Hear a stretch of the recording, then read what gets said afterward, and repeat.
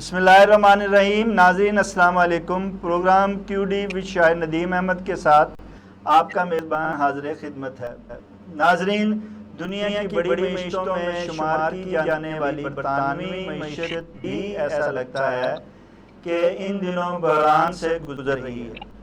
گزشتہ چند ماہ سے برطانیہ میں معاشی مشکلات عام ہوتی جا رہی ہیں۔ عوام مشکلات سے پریشان ہیں، ان پر معاشی بوجھ میں اضافہ ہوتا جا رہا ہے۔ ان کے اخراجات زندگی میں مسلسل اضافے کی وجہ سے وہ خرچ کو کم سے کم کرنے میں مجبور ہوتے جا رہے ہیں۔ حکومت سے وہ راحت کی امید رکھتے ہیں، لیکن حکومت انہیں ان کی توقعات کے مطابق راحت فراہم کرنے میں کامیاب ہوتی نہیں دکھائی دے رہی ہے۔ حکومت کے سامنے بھی ایسا ہی لگتا ہے کہ بہت کم ہی امکانات رہ گئے ہیں جن کی وجہ سے وہ عوام کو راحت پہنچانے میں کامیاب ہو پائیں گے۔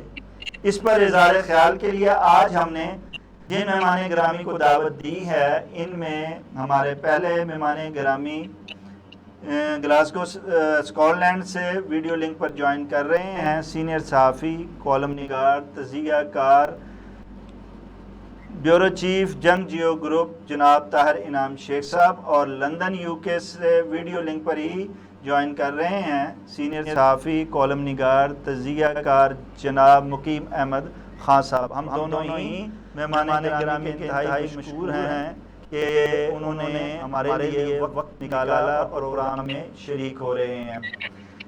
پروگرام کا آغاز طاہر انعام شیخ صاحب سے ہی کرتے ہیں۔ طاہر انعام صاحب، برطانیہ جیسی طاقت اور معیشت زوال پذیر کیوں اپنے ہی عوام کی سہولیات چھیننے پر مجبور ہو رہے ہیں؟ جی طاہر انعام شیخ صاحب۔ جی بسم اللہ الرحمن الرحیم۔ شاید صاحب بات یہ ہے کہ برٹش اکانومی جو ہے یہ کافی سالوں سے پیچھے کی طرف جا رہی ہے۔ اچھا، پہلے ماضی میں یہ ہوا کرتا تھا کہ جب کنزرویٹو پارٹی آتی تھی تو یہ خزانے کو بھر دیتی تھی، اس طرح کی پالیسیز اڈاپٹ کرتی تھی، اور پھر اس کے بعد لیبر آتی تو وہ لوگوں کو زیادہ سے زیادہ سہولتیں دیا کرتی تھی۔ یعنی کہ جو کنزرویٹو پارٹی تھی یہ سیکیورٹی اسٹیٹ کی حامی تھی، جبکہ لیبر جو ہے یہ ویلفیئر اسٹیٹ کی حامی تھی۔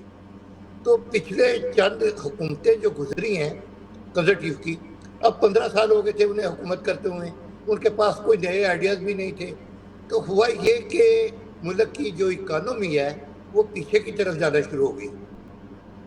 آپ نے دیکھا کہ 4 سالوں میں تقریباً 4 حکومتیں بدلیں، جیسا کہ وہ کبھی نہرو کہا کرتا تھا پاکستان کے بارے میں کہ میں اتنی پجامے نہیں بدلتا جتنی کہ پاکستان میں حکومتیں بدلتی ہیں، تو کچھ اسی طرح کی پوزیشن برطانیہ میں بھی ہو رہی تھی۔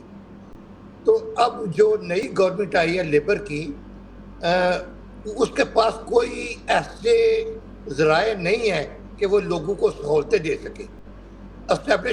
اب جو نئی گورنمنٹ آئی ہے لیبر کی، اس کو لانے میں اسٹیبلشمنٹ کا بھی ہاتھ تھا، کیونکہ کنزرویٹو پارٹی کے پاس اب نہ تو کوئی نظریات تھے، نہ ہی کوئی ایسی چیزیں تھی کہ ملک آگے کی طرف جاتا۔ تو ان کی ڈیل ہوئی اس کے اسٹارمر کے ساتھ کہ آپ نے یہ کچھ کرنا ہے۔ تو وہ پالیسیاں جو کہ لیبر کے اگینسٹ تھی وہ ان کو قبول کرنا پڑی، کیونکہ یہی ملک اور قوم کے لیے بہتر تھا۔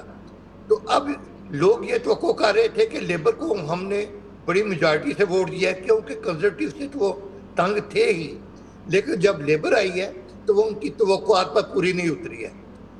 اس سے یہ ہوا ہے کہ اس نے جو سہولتیں دینی تھی، مثلا بوڑھے لوگوں کو بچوں کے ٹیکس کے متعلق اس طرح کی، وہ نہیں دے پائی ہے۔ اس کا فائدہ اٹھا کے جو ایک ایکسٹریم رائٹ کی پارٹی تھی ریفارم پارٹی، وہ اٹھا رہی ہے۔ وہ کہہ رہی ہے کہ جی یہ جو دونوں ایکچولی رائٹ ونگ کی پارٹی ہے، تو اس سے یہ ہو رہا ہے کہ نہ صرف یہ کنزرویٹو کو مار دے رہی ہے، اس کی جگہ لے رہی ہے، بلکہ لیبر کو بھی سخت نقصان پہنچا رہی ہے۔ اور ابھی تک جو پولز آئے ہیں، جو سروے ہیں، ان میں یہی ہے کہ اگر ابھی الیکشن ہوتے ہیں تو جو وزیر اعظم بنیں گے وہ نائجل فراج ہوں گے۔ تو اس وقت حکومت جو ہے ابھی انہیں 3-4 سال لگے گے اپنے نارمل روٹین پہ آتے ہوئے. ابھی یہ تھوڑی سی سختی کر رہے ہیں اگرچہ لوگ ناراض ہیں، لیکن اس کے علاوہ ان کے پاس چوائس نہیں ہے. 3-4 سال میں یہ اکانومی جو ہے یہ اپنی بہتر پوزیشن میں آ جائے گی. اس وقت جو G5 کے G7 کے کنٹریز ہیں ان میں ابھی بھی برٹش اکانومی جو ہے یہ سب سے بہتر ہے. پچھلی جو کوارٹر گزری ہے اس میں توقع تھی کہ برٹش جو اکانومی ہے یہ مائنس جائے گی، لیکن ہوا یہ کہ یہ 0.7 اپ گئی ہے، تو یہ ایک بڑی اچھی بات ہے. اس کے بعد اگلے سال کا جو نیکسٹ کوارٹر کی جو انہوں نے رکھی ہے وہ 1.1 کی ہے جو معیشت کے بڑھنے کی گروتھ ہے. تو ہم یہ دیکھتے ہیں کہ ابھی جو صورتحال ہے لیبر کے لیے بڑی مشکل ہے، لیکن وقت کے ساتھ ساتھ امید ہے کہ یہ بہتر ہوتی جائے گی، کیونکہ اس وقت ابھی برطانیہ کو یہ جو جنگ ہے یوکرین کی اس سے بھی بڑا خطرہ ہے. کیونکہ آج ہی وزیر اعظم جو ہے ایک پریس کانفرنس کر رہے ہیں جس میں ڈیفنس کا بجٹ بڑھا رہے ہیں. پہلے ڈیفنس کا بجٹ جو ہے ہمارا یہ 2.5 ہوا کرتا تھا، اب یہ اسے 3 تک لے جا رہے ہیں. یہ نئی آپ دوست بنا رہے ہیں. تو اس طرح کے جو اخراجات ہیں، جب جنگی اخراجات بڑھیں گے تو ظاہر ہے آپ عوام کو وہ سہولتیں نہیں دے سکیں گے جو کہ آپ دینا چاہتے ہیں. تو اس وقت صورتحال تھوڑی بڑی گمبھیر ہے، لیکن امید ہے کہ 3-4 سال کے بعد جب کہ نئے الیکشن ہوں گے اس وقت تک صورتحال بہتر ہو جائے گی.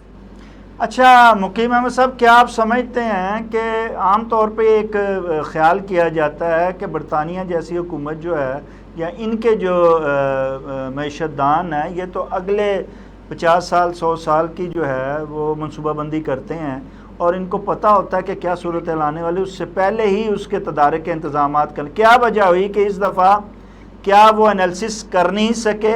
اور اگر انالیسس کر نہیں سکے ہیں تو پھر یہ جو ان پہ آئی ہوئی ہے اس وقت جو معیشت پہ جو بحرانی کیفیت ہے، اس سے گزرتے ہوئے کیا حکومت اس کا بوجھ جو ہے وہ برداشت کر پائے گی اور اپنا وقت بھی جو ہے وہ پورا کر پائے گی؟ جی مقیم احمد خان صاحب. یہ سمجھنے کی ضرورت ہے کہ یہ اکانومی پہ برا وقت آیا کیوں. جی ہاں. 40 سال کی ٹاکس کے بعد ایک چیز فارم ہوئی تھی جسے یورپین یونین کہتے ہیں. اس میں 27 ممالک کی مارکیٹ، 450 ملین کی آبادی اور برطانیہ جیسے جزیرے کو ان کے ساتھ کنیکشن مل گیا تھا. اس بریکسٹ سے یعنی یورپ سے علیحدگی نے برطانیہ کو بہت ڈیمیج کیا ہے، اس کی اکانومی کو، کاروبار، تجارت کو، سیاحت کو اور اس کے ڈیفنس کے اخراجات کو. اب یہ ساری چیزیں ایک ہو گئی. ایک پہلی بات یہ ہے کہ وہ اس کا کوئی زمینی رابطہ نہیں ہے کوئی بہت لمبا چوڑا کسی اور دنیا کے ملک سے، ماں سوائے ایک کنیکشن ہے جو فرانس کے ساتھ ہے. تو یہ جزیرہ ہے اور آپ اور ہم یہ دنیا میں جو باہر سے دیکھ رہے ہوتے ہیں وہ یہ سمجھتے ہیں کہ برطانیہ کوئی بہت بڑی بلا ہے. معذرت کے ساتھ وہ ایک چھوٹا سا جزیرہ ہے جس کا سائز اور آبادی ہمارے پنجاب سے کم ہے.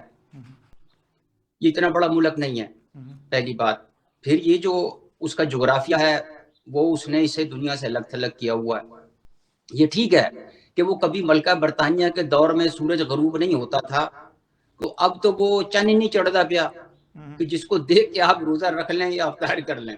تو گزارش یہ ہے کہ ایک تو یہ بریکسٹ نے اس کو بہت ڈیمیج کیا، اس کے بعد کووڈ-19 نے اکانومی کو بٹھا کے رکھ دیا کہ ٹیکسز کم ہو گئے تھے، خریداری ختم ہو گئی تھی، ملک پورا بند تھا. پھر جو ڈیتھ ریٹ تھا وہ بہت ہائی تھا، اس کی وجہ سے فیملیز نے سفر کیا، لوگوں کی لائف لائن اور اکانومی جو ہے ڈومیسٹک اکانومی وہ ڈیمیج ہوئی. پھر اس کے بعد اب یہ پولیٹیکل مسئلے آ جاتے ہیں کہ ہر پارٹی اپنے کسی مینیفیسٹو کو لے کے چل رہی ہوتی. کوئی امیگریشن پہ پابندی لگانا چاہتا ہے، کوئی امیگریشن کھولنا چاہتا ہے. اب وہ ہر پالیسی کے کوئی نہ کوئی پروز اینڈ کونز بھی ہوتے ہیں کہ اگر تو آپ کو امیگریشن کی ضرورت ہے یا نئے لوگ ضرورت ہیں اکانومی میں داخل کرنے کے لیے. تو ایک طرف آدھے لوگ اس کی حمایت میں ہوتے ہیں، آدھے مخالفت میں ہوتے ہیں. ایک طرف اکانومی بڑھ رہی ہوتی ہے، دوسری طرف کہیں کرائم ریٹ بڑھ جاتا ہے، کبھی کوئی کلچرل ایشوز کریٹ ہو جاتے ہیں، اور کبھی یہ ہوتا ہے کہ وہ رائٹ ونگ کی پارٹیز یا گروپ جو ہیں وہ کھڑے ہو جاتے ہیں کہ جی یہ کون لوگ آ گئے. تو اب یہ ہوا کہ بریکسٹ کے بعد ورکر آنے بند ہو گئے یورپ سے. جیسے لوری ڈرائیورز ختم ہو گئے، تقریباً بڑی لوریاں چلانے والے، ایکیوٹ شارٹیج تھی ڈرائیورز کی. اس کے بعد جو ورکر سنگل جیسے ینگسٹرز آ گئے، سال 2 سال کام کیا، واپس پولینڈ چلے گئے، واپس فرانس چلے گئے، وہ آنے بند ہو گئے. پھر بریکسٹ کے بعد اس پہ پابندیاں لگ گئیں کہ وہاں سے وہ اسٹوڈنٹ اوپراز اور یعنی وہ ٹرینیز یا انٹرنی آ جاتے تھے، وہ ختم ہو گیا. اس کے بعد جیسے میں کہہ چکا ہوں کہ کووڈ نے سیاحت کو، کیونکہ ٹوریزم بہت بڑا ایک ایلیمنٹ ہے یو کے کا، وہ ڈیمیج ہو گیا کہ ٹورسٹ آنے بند ہو گئے تھے. 2-2.5 سال تو بالکل کچھ نہیں تھا، ایئرپورٹ بند، ایئر لائن بند، سفر ختم. تو اس سے مسئلہ کریٹ ہو گیا.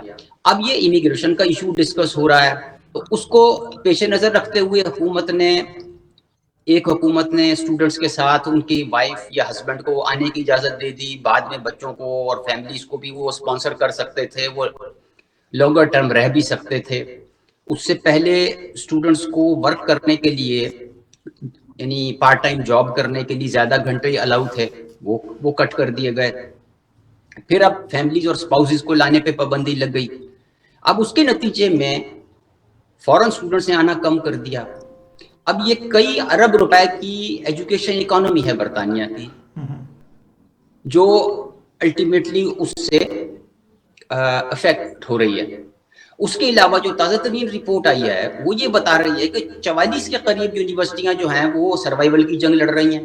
اس کی وجہ یہ ہے کہ جو لوکل اسٹوڈنٹ ہے اس کی فیس اتنی نہیں ہے جتنی فورن اسٹوڈنٹس کی ہے.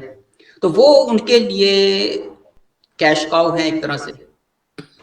دنیا میں نام بھی بنتا ہے، ان کی ایک پبلک ڈپلومیسی بھی ہوتی ہے کہ اسٹوڈنٹ آ رہے ہیں، وہ کیمبرج میں آئیں گے، وہ آکسفورڈ میں آئیں گے، برطانیہ کا جھنڈا بلند ہوگا.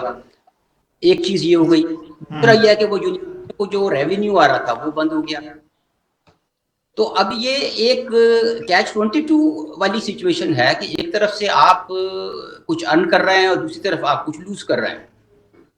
اور because of its size is population, اور پاپولیشن کی ایج بڑا میٹر کر رہی ہے. جیسے آپ جانتے ہیں کہ وہ جاپان میں اور دیگر یورپین ممالک میں شرح ولادت کم ہے.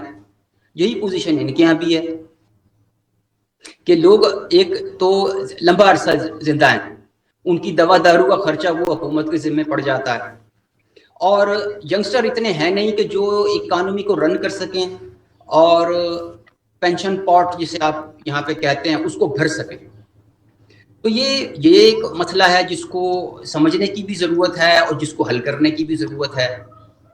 تو یہ اتنا آسان نہیں ہے حکومتوں کے لیے بھی اور عوام کے لیے. جب ان کے پاس ریونیو نہیں ہوگا، حکومت کی انکم نہیں ہوگی، تو وہ سٹیزنز کو سپورٹ نہیں کر سکتی.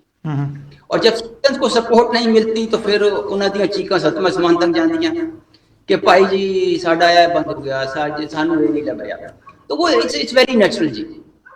اچھا طاہر انعام شیخ صاحب، جیسا کہ مقیم صاحب نے بڑی تفصیل سے جو ہے ذکر کیا کہ اس کی وجوہات کیا ہوئیں، اور ان وجوہات کی وجہ سے جو ہے وہ یہ سارے معاملات ہو رہے ہیں، جس کی وجہ سے صرف برطانوی عوام نہیں بلکہ اوورسیز بھی جو ہے وہ تنگ ہو رہے ہیں. اور وہ تنگ اس لیے بھی ہو رہے ہیں جو عادتیں پڑی ہوئی ہیں ریلیف لینے کی، یا جو انہیں بینیفٹس یا جو انہیں سہولتیں میسر آ رہی تھیں اب وہ انہیں کم ہونا شروع ہو گئی ہیں. لیکن یہ یورپین کنٹری ہوں یا برطانیہ ہو، ان کی ایک خاصیت یہ ہے کہ یہ جہاں بھی اس سلسلے کو تخفیف کا سلسلہ جہاں شروع کرتے ہیں وہ اپنے سے شروع کرتے ہیں، یعنی اپر لیول سے.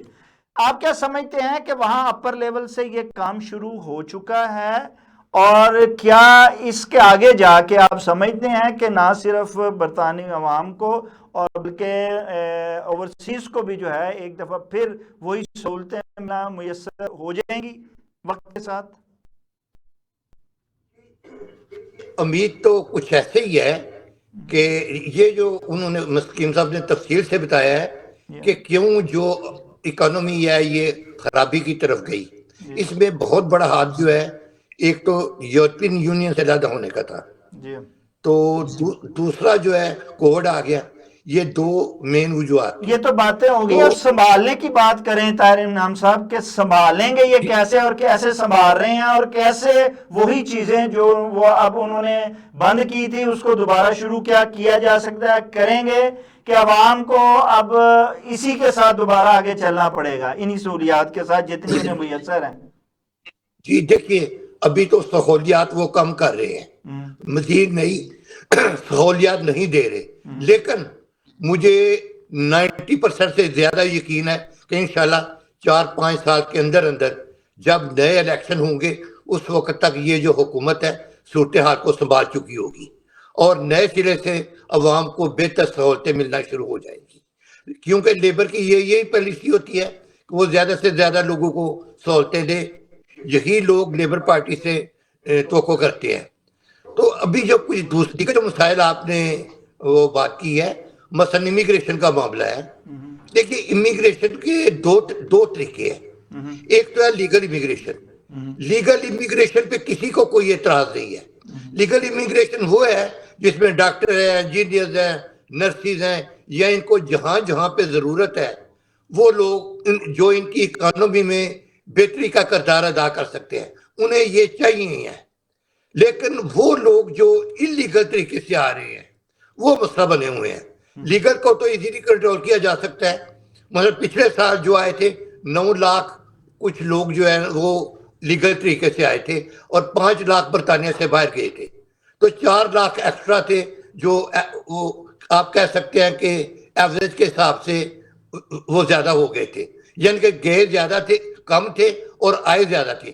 اب ان کی کوشش یہ ہے کہ جتنے لوگ باہر جائیں تقریباً 5 لاکھ لوگ جو ہے یہاں سے امریکہ, کینیڈا, آسٹریلیا اور اس طرح کے کنٹریز میں جاتے ہیں, وہاں جا کے سیٹل ہو جاتے ہیں یا دوسرے کنٹریز میں. تو اب یہ چاہتے ہیں کہ جتنے لوگ جہاں سے جاتے ہیں اتنے ہی لوگ جو ہیں ہم اپنے ملک میں آنے دیں. مسئلہ ان کے لیے جو بنا ہوا ہے وہ انلیگل امیگرینٹس ہے جو کشتیوں پہ بیٹھ کے آتے ہیں, جن کو یہاں کی معیشت کو یا حکومت کو ضرورت نہیں ہے, لیکن وہ نہیں ضرورت تو ہے نا جی, ضرورت تو ہے طاہر انعام شیخ صاحب. وہ آتے ہیں, وہ کام کرتے ہیں جو یہ گورے یا یہاں کے جو برطانیہ ہیں وہ نہیں کام کرتے ہیں. چھوٹے موٹے سے لے کے ہر کام تو وہ کر رہے ہیں آ کے, صرف مسئلہ یہ ہے کہ وہ ٹیکس نہیں دیتے ہیں ان کو, جس کی وجہ سے انہیں وہ قابل قبول نہیں ہے. میں نے پہلے عرض کیا ہے کہ 2 حصے ہیں. ایک ہے لیگل امیگریشن. لیگل امیگریشن پہ کوئی اعتراض نہیں ہے, اگر چند لوگ کرتے ہیں تو وہ کٹر ریسسٹ قسم کے لوگ ہیں یا اس طرح کے, لیکن جو لیگل امیگریشن ہے اس پہ بہت کم اعتراض ہے. اصل جو اعتراض ہے وہ ہے جو چھوٹی کشتیوں پہ بیٹھ کے آتے ہیں. مثلا 1100 لوگ جو ہے چھوٹی کشتیوں پہ بیٹھ کے آئے ہیں, انہیں 2 سال کے لیے یا 3 سال کے لیے وہ پناہ دیتے ہیں, انہیں کھانے کا خرچہ آگے پیچھے, اور پھر وہ لوگ ان کو نکالنا بھی مشکل ہو جاتا ہے. ابھی وہ نکالتے ہیں لیکن اتنا آسان نہیں ہوتا ہے, اس پہ بے پناہ اخراجات آتے ہیں. جو انلیگل امیگریشن ہے اس کو جو ہے نا یہ لوگ اس کی مخالفت زیادہ کر رہے ہیں, اور جو یہاں کے لوگ ہیں ان کے جو اب ذہن میں ہے کہ یہ جو انلیگل امیگریشن ہے یہ ہمارے ملک کو نقصان پہنچا رہی ہے, ہمیں بھی نقصان پہنچا رہی ہے, اور یہ ٹیکس والوں کا پیسہ لگ رہا ہے. لیگل امیگریشن پہ بہت کم اعتراض ہے. جو میں نے پہلے 2 دفعہ یہ عرض کر چکا ہوں کہ جو لوگ زیادہ اعتراض کرتے ہیں وہ جو چھوٹی کشتیوں میں لوگ بیٹھ کے آ رہے ہیں, ٹھیک کہتے ہیں جو ان میں اچھا مقیم احمد خان صاحب, جیسے کہ یہ زور دے رہے ہیں انلیگل امیگرینٹ پہ, چلے مانا کہ وہ, لیکن اتنی بڑی تعداد تو نہیں ہے. لیکن اصل ہم جو سوال ہے وہ یہ ہے کہ یہ جو اس وقت معیشت کا بحرانی کیفیت ہے اس پر قابو پانے کے لیے صرف انلیگل امیگرینٹ ہی تو مسئلہ نہیں ہے, دیگر مسائل بھی ایسے ہیں جس کی وجہ سے یہ بحران کا شکار ہے. اور اگر یہ بحران کا شکار ہوئی ہے تو کیا یہ حکومت اس پر قابو پا سکے گی, اور پا سکنے کے بعد اپنی مدت بھی, یہ ایک سوال تھا جو رہ گیا تھا اور وہ میں کیا تھا, وہ اس کا جواب نہیں آ سکا. اس لیے دوبارہ رپیٹ کر رہا ہوں کہ کیا یہ حکومت پھر اس بحرانی کیفیت کے ساتھ اپنی مدت پوری کر پائے گی، یا جیسے پیچھے وزیر اعظم بدلتے آ رہے ہیں بدل جائے گی اور الیکشن بھی کیا وقت سے پہلے ہو سکتا ہے؟ بڑا اچھا سوال ہے سر آپ کا۔ جی گزارش یہ ہے کہ دنیا گلوبل ولیج میں تبدیل ہو گئی ہے، جی اور اس وقت اور ہمیشہ سے ہی برطانیہ جو ہے وہ امریکن بلاک میں رہا ہے۔ یہ روس یوکرین کی جنگ جب سے شروع ہوئی ہے، کئی مرتبہ روس کا صدر پیوٹن نے لندن پہ بمباری کرنے کی دھمکی دی ہے، اور ابھی جو میٹنگ ہمارے یہاں چل رہی ہے سیکیورٹی کمیٹی کی، وہ اس کی ریزن بھی یہی ہے کہ وہ اس نے کل بڑے حملے کے بعد یوکرین نے ایک بہت بڑا حملہ کیا جس میں 40 سے 41 جہازوں کی تباہی کا اندیا دیا جا رہا ہے، تو اس کے جواب میں روس نے یہ کہا ہے کہ جی ہم اب کسی کو چھوڑیں گے نہیں، اور اس سے پہلے وہ برطانیہ کو بالکل واضح الفاظ میں کہہ چکا ہے۔ تو اب اس صورتحال میں ڈیفنس کا بجٹ بڑھے گا، فوج کی تعداد یہاں بہت کم ہے، انہوں نے ریڈیوس کی تھی، اب اسے بڑھانا پڑے گا۔ دوسری جانب نیٹو کے یہ الائی ہیں، اور نیٹو کا بجٹ جو ہے وہ امریکہ دینا نہیں چاہ رہا۔ صدر جو وہ اپنا ٹرمپ ہیں، وہ تو خرچے والی گلی نہ کرو، وہ تو کہندا آن دیو جو کچھ آ رہا ہے۔ تو اس صورتحال میں ان کا جو ڈیفنس کا بجٹ بڑھے گا اور اخراجات بڑھیں گے، فوج بڑھانی پڑے گی، نیٹو کو بجٹ دینا پڑے گا، تو میں نہیں سمجھتا کہ حالات بہتر ہوں گے۔ یعنی یہ خواہش تو ہر ایک آدمی کی ہے کہ جناب تو پاؤنڈ جانا تے اسی چک لئیے، وہ پوزیشن نہیں ہونے والی، اور ان کو اب یہ کنٹریبیوٹ کرنا پڑے گا۔ وہ کہاں سے کریں گے؟ اسی بجٹ میں سے کریں گے، اور عوام کو آپ کس حد تک نچوڑ سکتے ہیں؟ There is a limit to everything. اور اس وقت یہ ہے کہ اور بھی چیزیں ہیں، خالی یہ جو روزی پکچر لوگ پینٹ کر رہے ہوتے ہیں نا کہ یورپ میں شاید ہر چیز بڑی آسانی سے مل جاتی ہے، ان کے یہاں یہ ہیلتھ کا سسٹم ہے جس کو کہتے ہیں نیشنل ہیلتھ سروسز، اب وہ ڈکلائن پر ہے۔ اب آپ یہ دیکھتے ہیں کہ ہمیں ڈاکٹر کو دیکھنے کے لیے 2 ہفتے انتظار کرنا پڑ رہا ہے۔ آپ پاکستان کی بات کرتے ہیں کہ جی وہ فون کرتے ہیں تو وہ نرس اٹھا رہی ہوتی ہے، اور وہ اول تو فون کے لیے لائن لگتی صبح 8 بجے فون کے اوپر، پھر اس کے بعد وہ کہہ دیں گے جی کہ آپ آن لائن بتائیں کہ دوائی اور چاہیے آپ کو، یا ڈریسنگ کرانی ہے، یا بلڈ ٹیسٹ کرانا ہے، یا فلانا کرنا ہے۔ اور اس طرح وہ بس وقت گزارا کر رہے ہوتے ہیں کہ ملم پٹی کر کے گھر بھیج دیو بھائی، ڈاکٹر موجود، اتنے ڈاکٹر نہیں ہیں۔ یہ اتنا آسان نہیں ہے، اور نہ ہی کوئی یہاں پہ دودھ اور شہد کی نہریں بہ رہی ہیں۔ مطلب وہ اب یہ بار بار وہ جو ان کے کو بینیفٹس ہیں وہ لوگ ہائی لائٹ کر رہے ہوتے ہیں کہ اتنے دے بھی ملتا ہے، وہ بھی ملتا ہے، وہ اتنا ہی ملتا ہے کہ جتنا بس صرف روح اور جسم کا رشتہ چلتا رہے۔ مطلب ہمارے یہاں بھی تو وہ زکوٰۃ ہے نا، ہمارے یہاں بھی تو وہ انکم سپورٹ ہے نا، ہمارے یہاں بھی تو وہ اور ادارے ہیں نا، اور پھر ہم یہ دعویٰ کرتے ہیں کہ سب سے زیادہ چیریٹی دینے والی قوم پاکستان ہے، اس کے باوجود ہر سگنل کے اوپر ہمارے یہاں وہ لوگ ہاتھ پھیلا کے مانگ کیوں رہے ہوتے ہیں؟ اس کی ریزن ہے کہ وہ یا تو پہنچ نہیں رہا ہوتا یا وہ انف نہیں ہوتا۔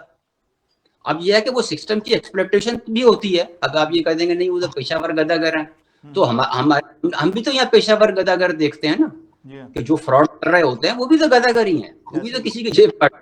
تو نیچرلی یعنی یہ ایسی صورتحال ہے کہ اس وقت پوری دنیا سے کٹ کے نہ تو کوئی ملک چل سکتا ہے اور نہ ہی حالات بہتر ہو سکتے ہیں۔ اگر دنیا کے کسی بھی کونے میں جنگ ہوئی، اب آپ یہ دیکھ لیں کہ وہ فوڈ باسکٹ تھا یوکرین، اگر وہاں پہ جنگ شروع ہوئی ہے تو اس کا اثر کہاں تک پڑا تھا کہ مصر کے لیے گندم نہیں دستیاب تھی، تو ترکی نے میڈیٹ کر کے بڑی مشکل سے وہ بحری جہاز وہاں سے گزارے تھے۔ ایران سے بھی کہا تھا کہ جس ان کو اٹیک نہیں کرنا، آپ نے آپ کے علاقے سے یہ گزریں گے۔ تو یہ صورتحال ہے کہ آپ دیکھیں کہ کہاں رشیا اور کہاں وہ براعظم افریقہ۔ اب کہنے کو وہ جنگ وہاں ہو رہی ہے اور ان 2 ہمسایوں میں ہو رہی ہے، لیکن ایفیکٹ آپ دیکھ لیں کہ 70 ملک یہ لندن میں بھی تو ہو گیا کہ فوڈ باسکٹ کی جو ہے اب تعداد بڑھ گئی ہے، اور چیریٹی شاپ بھی جو ہیں وہ زیادہ ہو گئی ہیں پہلے کی نسبت۔ اس میں کوئی شک نہیں ہے، پھر وہ آپ دیکھتے ہیں کہ حالات اتنے خراب ہیں تو وہ ٹیمیں کچھ کر رہی ہوتی ہیں، وہ کوئی جو اپنا صاحب ثروت لوگ ہیں وہ کچھ کوئی ڈونیشن دے دیتا ہے، پھر ہماری جو مساجد ہیں اور اسلامی تنظیمیں ہیں وہ اپنا کردار بھی ادا کر رہی ہیں، کیونکہ یہ جو میں گزارش کر چکا ہوں کہ اسٹوڈنٹس کے اوپر پابندیاں لگ گئی، ایک تو وہ کوئی زیادہ آورز کے لیے کام نہیں کر سکتے، دوسرے فیسیں بڑھ گئیں, تیسرے انفلیشن کی وجہ سے کھانے پینے کی قیمتیں, پرائس فوڈ کی اور پیٹرول کی, کرایوں کی اور مکانوں کے کرائے وہ بڑھ گئے. تو وہ اسٹوڈنٹ بیچارہ ایک محدود بجٹ کے ساتھ کہیں سے آیا ہے, پاکستان سے, سری لنکا سے, فلپائن سے, ایجپٹ سے, تو وہ اب 2-4 گھنٹے اگر دن میں کام کر سکتا ہے مثال کے طور پہ, اب اس میں وہ سارے اخراجات بھی پورے کرے, وہ 15,000 پاؤنڈ فیس بھی دے اور وہ اپنا جو کوئی پھر انشورنس بھی دے, کیونکہ اس کو وہ ڈاکٹر, دوائی, کوئی کپڑے لتے, کتابیں, کمپیوٹر, سو وہ آپ یہ دیکھیں نا کہ وہ پھر بیچارے کئی تو پھر یہ ہے کہ وہ اسی طرح ہی ہے کہ کہیں سے کوئی فری فوڈ مل جائے, کوئی سستا مل جائے, کوئی آفر پہ مل جائے, کوئی سیل میں کوئی چیز مل جائے. اچھا مقیم صاحب وہ جواب دیجئے تاکہ میں طاہر نام صاحب کہ وہ رہ گیا کہ کیا اس صورتحال میں برطانوی جو حکومت ہے لیبر پارٹی کی اس وقت اس بوجھ کو اٹھا پائے گی یا اپنی اور مدت پوری کر پائے گی, یا وقت سے پہلے الیکشن بھی ہو سکتا ہے, یا یہ حکومت جا بھی سکتی ہے, کوئی نئی حکومت آ بھی سکتی ہے؟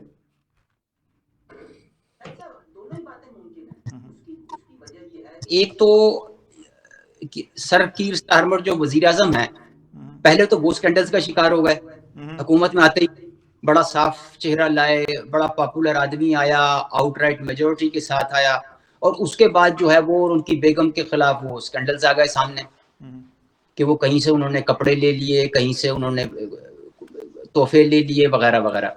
اور اس کے بعد جو ہے وہ پالیسی کے اوپر تھوڑا سا تضاد ہے, وہ دے آر ناٹ کلیئر کہ انہوں نے کرنا کیا ہے اور وہ کرنا کیا چاہتے. اور اس کے بعد یہ ہے کہ ابھی جو ضمنی انتخابات ہوئے ہیں وہ ہار رہے ہیں, اور اس میں وہ ریفارم پارٹی ہے ایک نائجل فراج کی, وہ اوپر آ رہی ہے. تو پھر جو کچھ بلدیاتی انتخابات ہوئے تھے اس میں بھی وہ ریفارم پارٹی نے بڑا اچھا پرفارم کیا. تو ایک بڑا چیلنج ہے کہ وہ کیا وہ ٹینیور پورا کر سکیں گے ایک, اور کیا کوئی سنیپ الیکشن ہو سکتا ہے. یہاں کے حالات کو دیکھتے ہوئے کچھ بھی پاسبل ہے. جی طاہر انعام شیخ صاحب, جیسے کہ آپ نے سنا, ہم یہ سارے معاملات تو لازمی بات ہے کہ برطانیہ کے لیے ہیں, لیکن ہمیں جو خدشات یا ہمیں جو وری ہے یا ہم پریشان ہیں وہ اوورسیز پاکستانیوں کے لیے بالخصوص ہیں. تو اس صورتحال میں اوورسیز پاکستانی کیسے سروائیو کر پائیں گے, کیسے جو انہیں اب سہولیات کو ہم بری عادتیں بھی کہہ سکتے ہیں, جیسے وہ بری عادتیں پڑی ہوئی ہیں ان کے بغیر کیسے چل پائیں گے, اور مستقبل میں کیا آپ سمجھتے ہیں کہ یہ صورتحال جو ہے جس پہ بالخصوص اوورسیز نے بڑی لیبر پارٹی سے توقع رکھی تھی, کیا ان کی وہ توقعات پوری ہو پائیں گی؟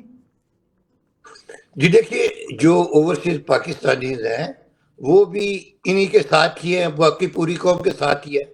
لیکن جو صورتحال پیدا ہو رہی ہے, جو پچھلے دنوں کونسل کے الیکشن ہوئے تھے, اس میں لوگوں نے ایک بہت بڑی تعداد میں ایک نئی پارٹی کو, جس کی پہلے کوئی پوزیشن نہیں تھی, اس کو بڑی اکثریت سے ووٹ دیے.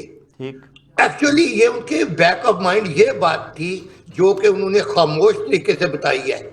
انہوں نے ایک میسج دیا ہے کہ یہ جو امیگرینٹس آ رہے ہیں ہم ان کے خلاف ہیں, اس سلسلے کو روکا جائے. تو جو تو لیگل آ رہے ہیں ان کو تو میرے خیال میں کوئی مسئلہ نہیں ہوگا, لیکن اوورآل یہاں کا جو ماحول بنے گا یو کے کا, اس میں امیگرینٹس کے خلاف فضا بنے گی, اور ظاہر ہے اس سے ہم بھی متاثر ہوں گے جو یہاں پہ رہ رہے ہیں, کیونکہ اب یہ لوگوں میں یہ احساس نہیں. طاہر انعام شیخ صاحب, یہ برطانیہ کی معیشت کی بحران کے ذمہ دار اوورسیز تو نہیں ہیں. وہ لوگ جو انہیں کوئی نہ کوئی ذمہ دار ٹھہرانے کی ضرورت ہے کسی کو, تو وہ ہم لوگوں کو ٹھہرا رہے ہیں کہ جو انلیگل امیگرینٹس آ رہے ہیں وہ ان کو ذمہ دار ٹھہرا رہے ہیں, اور اس کے ساتھ ہی وہ جو جائز امیگرینٹس ہیں ان کو بھی وہ ذمہ دار ٹھہرا رہے ہیں.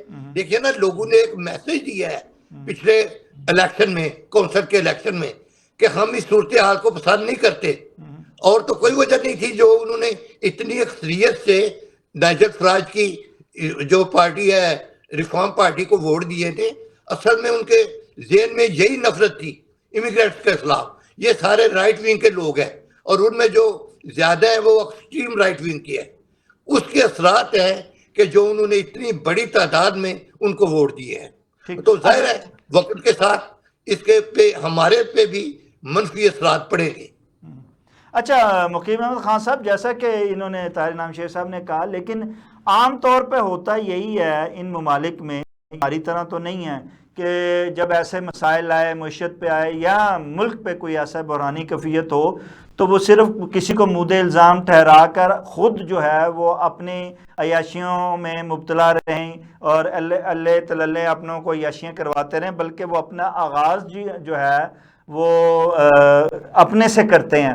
آپ کیا سمجھتے ہیں کہ وہ اپنے اخراجات کو برطانوی حکومت جو ہے وہ کم کر رہی ہے، اور اس کے ساتھ ساتھ کیا وہ ٹیکس میں اضافہ کرے گی، اور ٹیکس میں اضافہ کرتے ہوئے نہ صرف برطانوی عوام کو جو ہے اس پر بوجھ پڑے گا اور نہ بلکہ اوورسیز پر بھی بوجھ پڑے گا، اور وہ کیا ان چیزوں کو برداشت کر پائیں گے اور قومی حوالے سے اس بحران پر قابو حاصل کر پائیں گے؟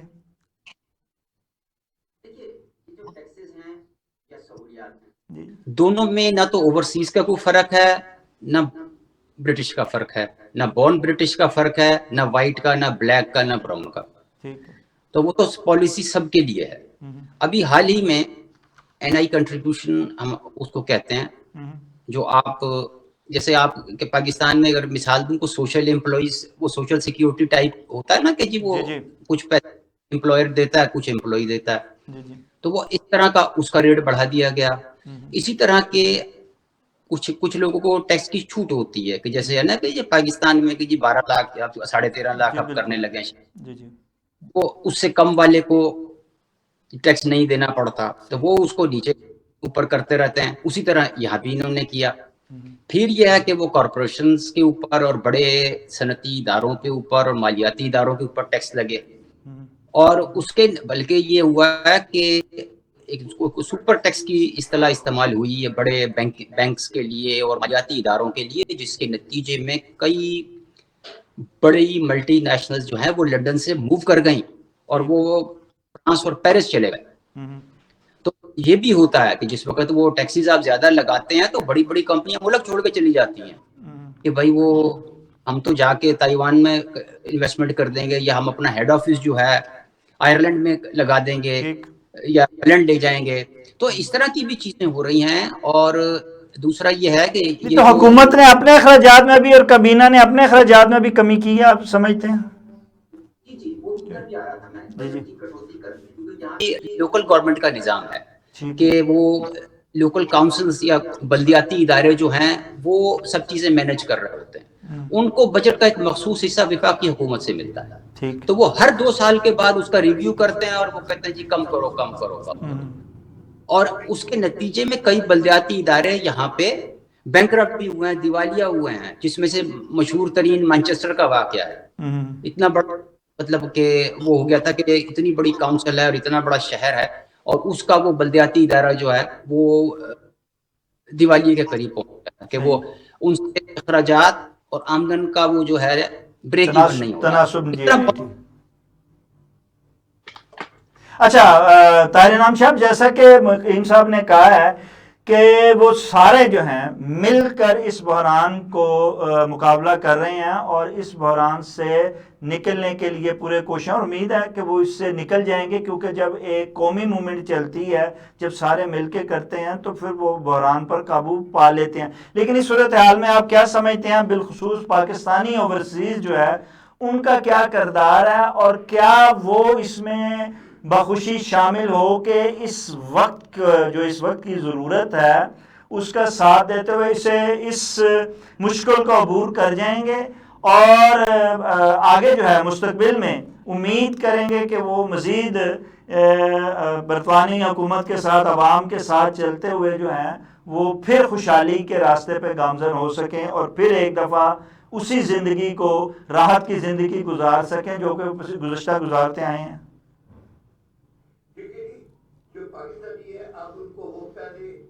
سال والا پاکستانی نہ سمجھے.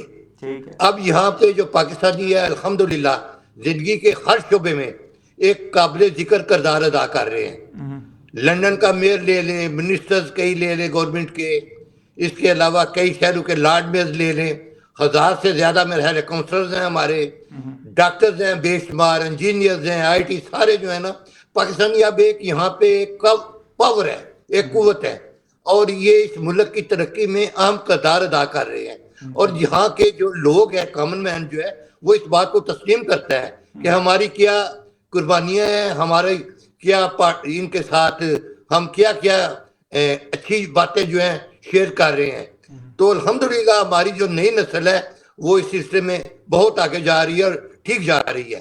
تو جو یہ اب یہ اس کنٹری کا ایک پارٹ ہے، تو انشاءاللہ یہ بھی اس میں اپنے حصہ ادا کر رہے ہیں، اور دیکھیں گے کہ وقت کے ساتھ ساتھ بہتری آئے گی.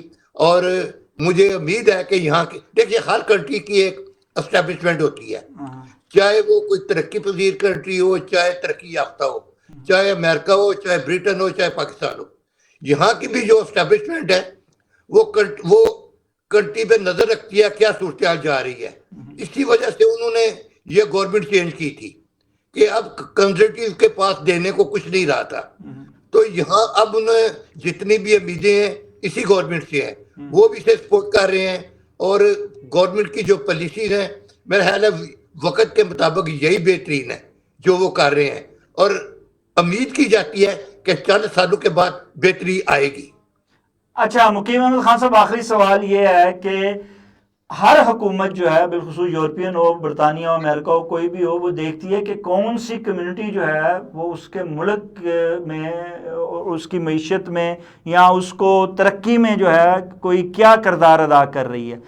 جب پاکستانی بالخصوص جب ہم بات کرتے ہیں، آپ بھی اوورسیز ہیں، طاہر انعام صاحب بھی، تو جب آپ لوگ جو ہیں واقعی کنٹریبیوٹ کر رہے ہیں، ٹیکس بھی دے رہے ہیں، سارا کچھ کر رہے ہیں، ان کے بڑے سے لے کے چھوٹے کام تک سارا کچھ کر رہے ہیں، اس کے باوجود پھر اوورسیز کو جب بھی کوئی بحران آئے، جب بھی کوئی بات ہو، ان کو کیوں نشانہ بنایا جاتا ہے جبکہ یہ ان کی ضرورت بن گئے ہوئے ہیں؟ کیوں ان کو احساس محرومی کا شکار جو ہے وہ کیا جاتا ہے، یا ان کے ذہن میں یہ ڈالا جاتا ہے کہ آپ برطانوی نیشنل نہیں ہیں، آپ اپنا ان کے ملک کے حوالے سے بات کی جاتی ہے، وہاں کے لوگ ہیں اور ان کو وہاں سے نکال دیا جائے گا، یہ ہمارے ان کی وجہ سے یہ مشکلات ہمیں آ رہی ہیں، یہ ایسا کیوں ہے؟ ایک تو بالکل کی بات ہے. ایک تو یہ ہوتا ہے کہ اگر تو جیسے آپ کے اپنے لوگوں کے لیے جابز نہیں ہے، بے روزگاری ہے، اور اس کے بعد کسی دوسرے ملک سے آبادی آ کے آپ کے ارد گرد کٹھی ہونا شروع ہو جاتی ہے. اب اسکول میں مثال کے طور پہ آپ 24 یا 25 سے بڑی کلاس نہیں کر سکتے یہاں پہ قانون کے مطابق. اب آپ کو پتہ لگے اور وہ اپنے علاقے میں بلدیہ مجبور ہوتی ہے کہ وہ بچوں کو اکاموڈیٹ کرے اسکول میں، تب آپ کے لیے کیا کلاس پیدا بنائیں، آپ کے لیے اسکول کی بلڈنگیں بڑھائیں، پھر سیم پوزیشن ڈاکٹرز کے لیے ہے، پھر بچوں کی ٹرانسپورٹ کے لیے ہے. وہ مطلب ہر چیز کی ایک لمٹ ہوتی ہے. یہاں پہ کوئی وہ خیرات تو نہیں کر رہا ہے نا کہ بھائی کوئی بھی آئے گا اور اس کو وہ مفت علاج بھی دیں گے، مفت پڑھائی بھی دیں گے، اس کو رہنے کو گھر بھی دیں گے اور بچوں کو ٹرانسپورٹ بھی دیں گے. مطلب آفٹر آل وہ کہاں سے لائیں گے پیسے کو؟ یہ بھی سمجھنے والی بات ہے. وہ ٹیکسی لے کے چلتا ہے نا، ان کا بھی نظام کچھ اور تو نہیں کر رہا ہے. These are heavily taxed countries. یہاں پہ اب یہ میں اپنے پاکستانی اور دوسرے جو ممالک کے قارئین ہیں ان کے لیے بھی بتا دوں کہ 24% تو صرف آپ کی تنخواہ کے اوپر ہے. جو یعنی اگر 100 پاؤنڈ آپ کی ہفتے کی تنخواہ ہے تو 24 تو وہ کاٹ کر ہی آپ باقی آپ کے ہاتھ پہ رکھیں گے. اس کے اوپر جو نیشنل انشورنس کنٹریبیوشن ہے یا دیگر چیزیں ہیں وہ اس کے علاوہ ہیں. تو آپ بچاؤ کا راستہ نہیں ہوتا، چاہے وہ سڑک پر جھاڑو لگانے والا ہی کیوں نہ ہو، ریگارڈلیس آف دس کہ چھوٹا جاب کر رہا ہے، بڑی جاب کر رہا ہے، کہ جو اس کا ٹیکس بنتا ہے وہ امپلائر کاٹ کے باقی آپ کے ہاتھ پہ رکھے گا. اور پھر جب بے روزگاری ہوگی یا کچھ ہوگا تو وہ جو اوریجنل لوگ وہ جہاں رہنے والے ہیں وہ تنگ ہوتے ہیں کہ ڈاکٹر کے پاس جائیں تو وہاں ڈاکٹر کے پاس جگہ نہیں ہے، وہ دیکھ نہیں سکتا. آپ بچے کو اسکول داخل کرانے جائیں تو پتہ لگیں گے جگہ نہیں ہے، 6 میل دور اسکول ملے گا آپ کو. وجہ کیا ہوئی کہ جی وہ کوئی صومالیہ سے لوگ آ گئے مثال کے طور پہ، یا افغانستان سے آ گئے. تو وہ پھر آپ کہتے نہیں ہے کہ یار ایک ہی ہو گیا ساڑھے نال. اب یہ اسی طرح ہی ہمارے افغانیوں کے ساتھ 2 رویے تھے نا. ایک طرف تو آپ یہ کہتے وہ ہمارے مسلمان بھائی ہیں، جہاد کرنے آئے ہیں، ان کو ساتھ دو، پھر ہون کی ہویا تو یہ ایک ریشنل ہے اور عقلی بات ہے کہ دیر از اے لمٹ ٹو، مطلب کوئی یہ مہمان خانہ بھی نہیں چلا رہا ہے اور یہ کوئی خیراتی ادارہ بھی نہیں چلا رہا ہے.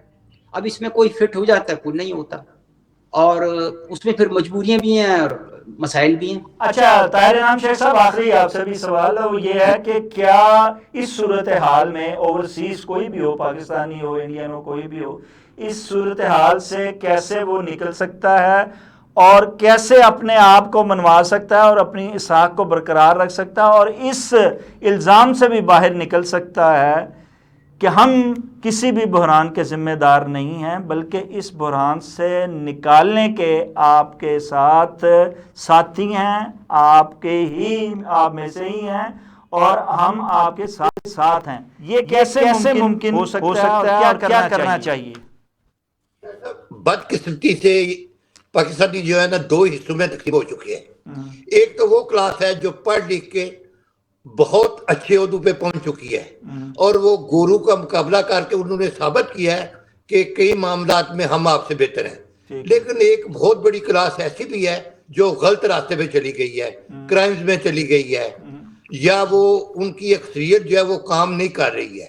بعض ہمارے شہر ہیں بریڈ فورڈ، مانچسٹر، بعض ایسے شہر ہیں برمنگھم وغیرہ جہاں پہ خاصی تعداد میں پاکستانی جو ہیں وہ کام نہیں کر رہے ہیں، وہ بے روزگار ہیں یا بڑا چیریٹی پہ ہیں، وہ سوشل سیکورٹی پہ ہیں. تو ہمیں یہ اپنا جو رویہ ہے نا یہ تبدیل کرنا چاہیے. جو لوگ سوشل سیکورٹی پہ ہیں انہیں چاہیے کہ وہ زیادہ سے زیادہ کوئی نئے کورسز سیکھیں یا کوئی جابز کریں تاکہ سبھی کو پتہ چلے کہ ہم اس ملک کی ترقی میں اپنا حصہ ڈال رہے ہیں. اور ان میں سے ایک بڑی اکثریت جو ہے ہمارے نئے بچوں کی خصوصاً وہ اپنا بہتر حصہ ڈال بھی رہی ہے. اچھا، مقیم احمد خان صاحب اور طاہر انعام شیخ صاحب کا ناظرین کہنا ہے کہ ہمیں اپنے رویوں میں جہاں بھی رہتے ہیں اپنے رویوں میں تبدیلی لانا ہوگی. ہمیں اس ملک کی جو ہے چاہے آسانیاں ہوں تب بھی ان کا حصہ بننا ہوگا اور جب مشکلات آئیں تب بھی ان کا حصہ بننا ہوگا. ہمیں مفت سے نکلنا ہوگا اور کام کرنا ہوگا. جب ان کے ساتھ مل کے کام کریں گے، ٹیکس دیں گے، ان کے قوانین کا احترام کریں گے، ان کی ہی سوسائٹی کا حصہ بنیں گے تو یقیناً وہ ہمیں کسی بھی موقع پہ الزام نہیں ٹھہرائیں گے بلکہ اپنی ہی کمیونٹی کا حصہ سمجھنے لیں گے. لیکن اس کے لیے یہ ضروری ہے کہ ہم اپنی مثبت سوچ کے ساتھ جو ہے آگے بڑھیں اور ان کی ہر مشکل میں اور ہر خوشی میں ان کا ساتھ دیں. ناظرین، اس کے ساتھ ہی پروگرام کا وقت ختم ہوا چاہتا ہے. اپنے میزبان شاعر ندیم احمد کو اجازت دیجیے. آپ کا، ہمارا، ہم سب کا اللہ نگہبان.